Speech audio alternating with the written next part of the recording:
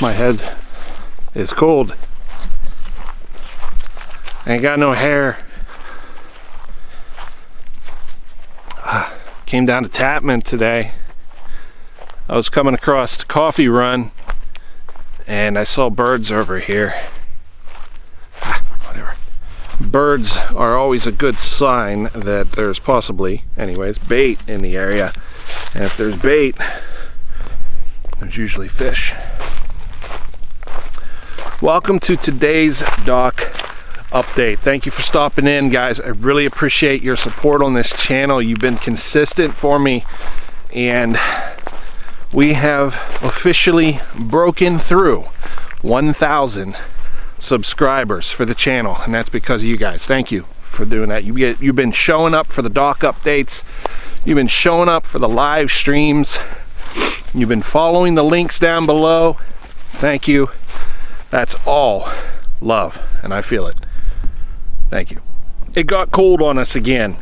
We kind of knew that was coming. I mentioned that in the last dock update. The days that we had that were that little warm up, that little snap that we had of high temperatures, of warm temperatures, that was a gift. And we knew that it wasn't over yet. Last night we actually got some, I don't know if it was sleet or just frozen rain, whatever it was just ugly weather overnight. Nothing that accumulated, but it was still just kind of a reminder that, you know, winter isn't quite done with us yet. That being said, the temperatures have been coming up on average, just little by little by little. And I know it doesn't feel like there's a big jump in temperature because there hasn't been. It's just incrementally going to get warmer and warmer with each day that we have. Lake levels are back up to within a foot of normal levels, so all the docks are serviceable. The clarity in the water is something to take notice of. I'm looking down right here at the dock and I can see, 4 feet to the bottom, no problem. So I'm guessing the depth clarity is probably, if you'd measure it with a Secchi disc, it'd probably be more like 6 to 8 foot right here at Tapman Run. At Tapman, you have a lot going on down here that's worth fishing. I'm actually thinking I might come down here in the next day or two and just look around the Tapman Run area. So we did this on the live stream and we did a review and kind of used this area as a demonstration, and there's a reason that I do that stuff. It's because it's kind of what I'm thinking about doing. Testimony to the transparency. I am sharing with you guys what I actually think you should be looking at. You should be looking at something similar to what I'm looking at. Unless I'm completely wrong, you should be doing kind of what I'm suggesting. If you'll stick to those simple basics that I go over on the live streams Monday night at 8 p.m., then I think you'll find yourself moving toward success, we'll say. And I know this lake can be a tough lake to fish, so really any advantage you can gain before you get on the water, the better off you'll be. So tune in for those live streams on Monday nights at 8 p.m.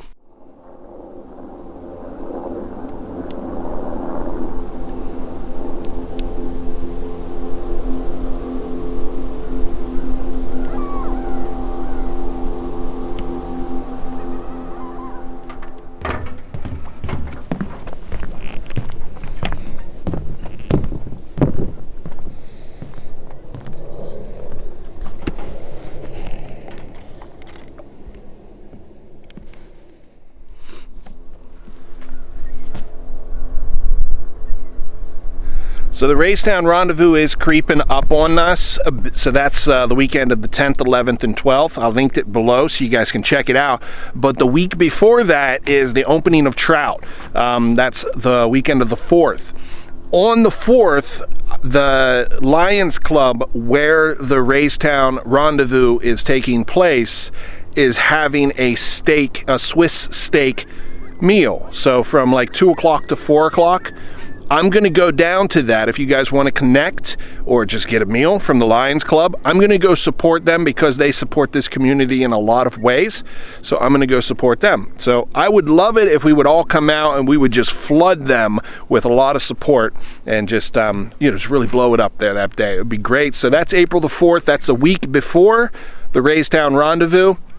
It's a reason to get out of the house and get a good home cooked kind of style of meal. They say it's takeout, but you can actually sit down there. They'll just give it to you in a takeout container, but you can use their benches and stuff there, and we can hang out and have a little bit of fellowship or just chat. And I'll be there. If you guys want to connect, come on out, connect with me that day. It'll be good. The water temperatures here are going to still be very low. You're going to get below 50-degree water temperatures here around Tatman, and you might see a couple places on the lake where it gets a little bit warmer than that, so maybe a little above 50, maybe as high as 55. But I think that's going to be about max, and those are going to be isolated areas.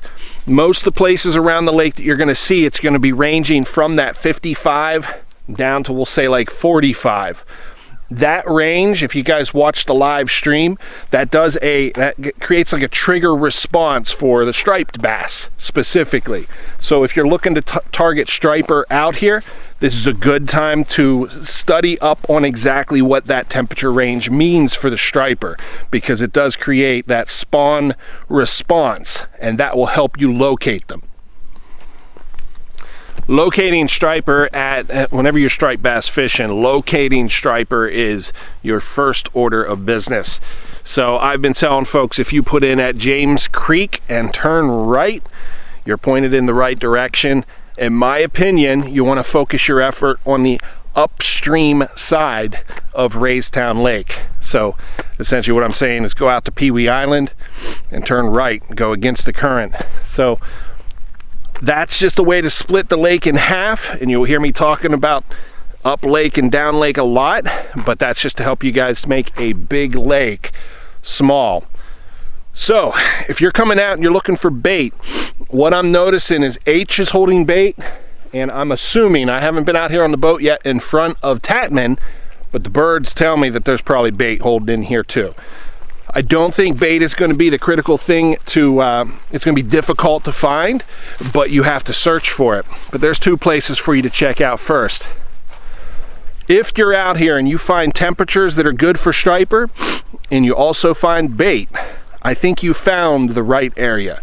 So look around in that area, fish around that area, and maybe you can luck into a nice striper. I linked a cast net down in the comments. Down in the info section. So if you want to look at cast nets, that's a good place to start looking. You can at least start shopping there and such, but I have a couple links down below with hooks and just some tackle and stuff that you might need for your early spring fishing at Raystown Lake. At the Raystown Rendezvous, we're going to be talking striped bass quite a bit, and we are also, because it's the beginning of the trout fishing season, we're going to be talking trout as well. Jeremy from Aquatic Imitations, fly fisherman, he's going to be talking about flies with us, and we're going to talk about how to implement flies into your Lake Raystown fishing. So we're going to put some flies in your tackle box too. And he's linked down below as well. So Raystown Rendezvous is coming up. The week before that, the Swiss steak meal there at the Lions Club. And then after the Raystown Rendezvous, we'll start talking about the bank angling event up at Weaver Falls, but that's still ways out. So today I'm thinking with the high pressure, it's probably not that great as far as fishing. We got a moon overhead, I do see that, but we got a high pressure system in here and that's not real great.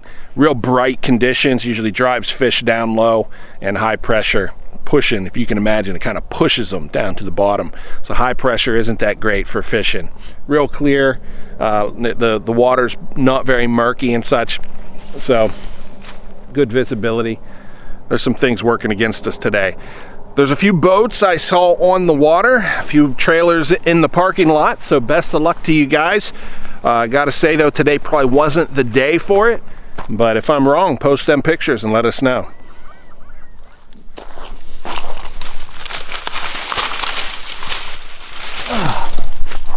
There that is. I've been looking for that thing everywhere. Came over here to Coffee Run. Thought it'd be good to get a shot from, get a little giggity moment there. I thought it good to get a shot from this side looking over at Tatman Run. Water is super flat today. Be great for just out running the boat. I can't say the fishing is going to be real great today, but you know, what day on the water is even bad?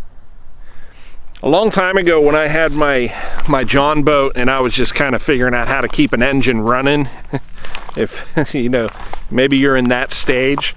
We all go through that stage, so embrace it. There is light at the end of the tunnel. You will figure out how to keep the boat and the engine operating, and it does get to that point to where you just go to the lake and enjoy your time. But during that time when I was going through it, I was so stressed because I've come to the dock. Am I the only one? Ready to go out on the lake, and I put my boat in at the dock and the engine just doesn't fire up. There's something wrong with it, so I end up pulling my boat and I sit in the parking lot for 2 hours trying to figure it out until I finally throw in the towel and I just drive back home. I've been there. I'm sure a lot of you have been there. It's so frustrating. And unfortunately, it's probably in the future as well. So you don't graduate from it, but you kind of find ways to adapt. So now I have my main engine, I got a kicker engine, and I have a trolling motor. One way or another, I'm getting out onto that water. When I come up to this lake, I plan on being on the water. So barring something absolutely catastrophic, we're going out on the water. If you are in that situation, first of all, my heart goes out to you. I know it's a tough spot to be in, but this is what I want to give you. I want to encourage you with this. First of all, get an extra engine, put a trolling motor on your boat so that you can at least go troll around the points or something. Just a simple little tip. But the goal when you come to the water should be an achievable goal that you can achieve even on the worst of days. What I mean by that is, yes, you want to come up and you want to run on plane and you want to hunt every fish that's on this entire lake. That's an absurd goal. That would be an absurd goal.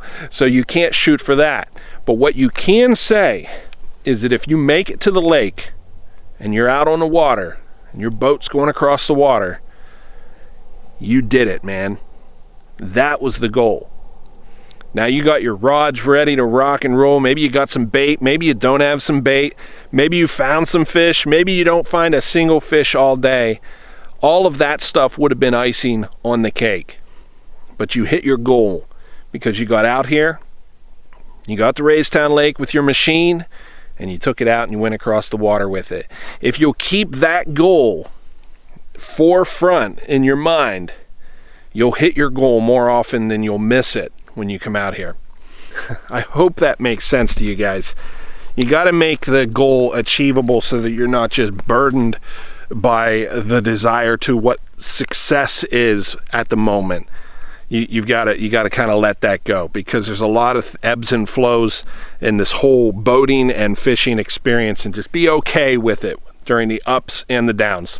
I hope that comes across clearly. I had an old mentor that said, he told me once, he says, the problem with communication is the assumption that it's been achieved. And that stuck with me because I had managers. Managers often, they'll say a whole bunch of stuff. Rattle off a long list of things that you are responsible for, and then they leave. And when they come back, you knocked out about 15 of the 35 things that are on the list, but you're like, man, I couldn't remember them all. And manager's like, well, I told you, so you're responsible. That's the problem with communication, is the assumption that it's been achieved. That's the difference between a leader and a manager. Both are necessary. I tell you, I'm frustrated with the management mindset, though. Maybe you are too, or have been. Goals.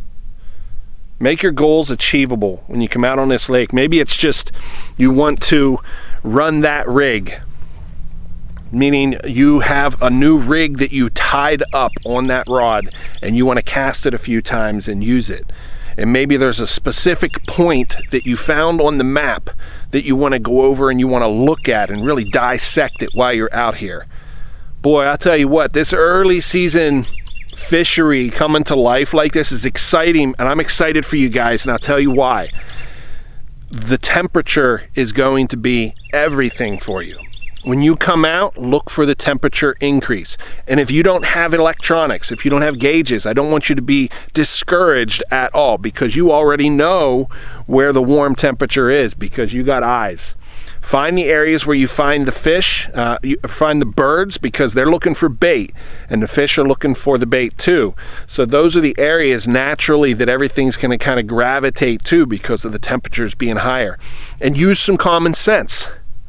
As the day waxes on, you will get higher temperatures in the water, and as the water gets shallower, you're going to have higher temperatures in the water. So shallow water is warm water. You already know this stuff, but just put that into practice whenever you're dissecting the map and whenever you're making your plans to come out here. When you're putting your goals together, make sure that they're achievable for you, so they're not so lofty that you're setting yourself up for disappointment. Make sure your goals are kind of a step-by-step incremental thing. When you get on this water, you've done it, man. Now, go find that point. You found that point, you drove up and down it, no fish on it, check that off the list, because you just achieved another one of your goals. You leveled up today. If you tied a rig and you casted that a few times, even better. As you whittle away on these realistic goals, you're going to find that you just naturally attract success into your fishing trips. Got a bird diving right here.